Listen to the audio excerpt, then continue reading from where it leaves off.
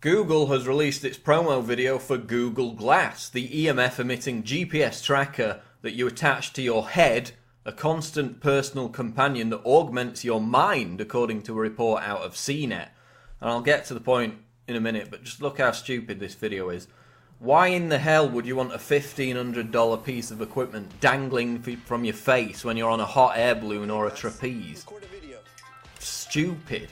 Then the next one is a guy who's flying in a plane while chatting. Look, while chatting to his friends. If you were in his plane, what would you want him to concentrate on? Fly the damn plane. This is a guy who's Googling photos of tiger heads so he can carve one out of ice, which is something that we all do routinely, of course. Right there. Okay, Glass. Pointless. All these applications are pointless. Nobody's ever going to use them. Here's a guy who apparently doesn't think that spending time with his kids is interesting enough. He needs to do it while wearing Google glasses, of course, surfing the internet instead of actually spending time with your kids and concentrating on it. Look at this. Skydiving with $1,500 of equipment dangling off your face. I mean, that's ridiculous. Who's going to do that? Google Glass, the transhumanist nightmare. Here's a guy, again, prefers to phone it in and Skype his children rather than actually spending time with them. Wearing, again, a $1,500 piece of equipment on your face while you're on a roller coaster. Very wise. Here's the GPS tracker, knowing everywhere you go, of course. Skiing with a $1,500 piece of equipment on your head. And doing rolls in an aeroplane. Very wise.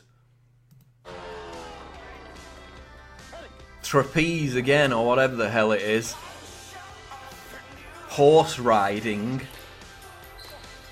I mean, nobody's going to be comfortable wearing these glasses while doing any of these kind of activities.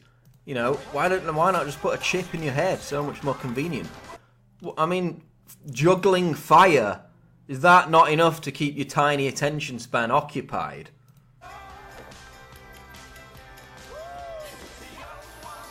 Again, we all carve tigers' heads out of ice.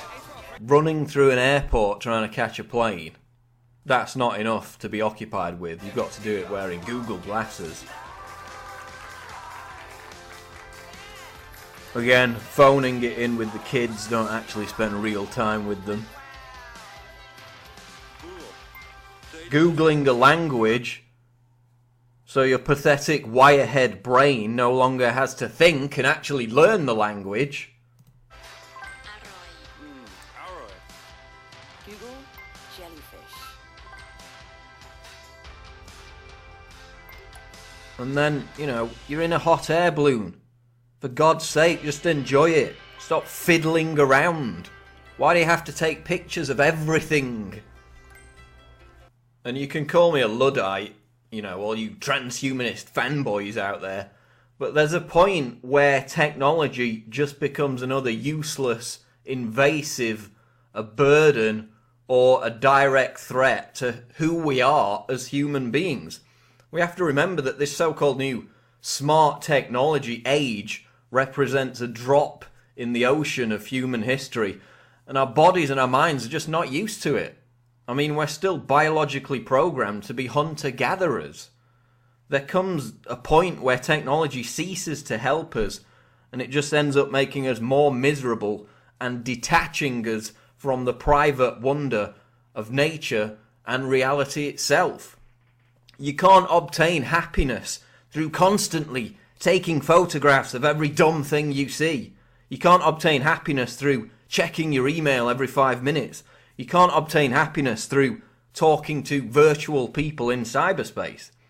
The only way to obtain happiness is to live a balanced life, and occasionally escaping technology is a key component of that balance. Look at this, look at these Google Glass products.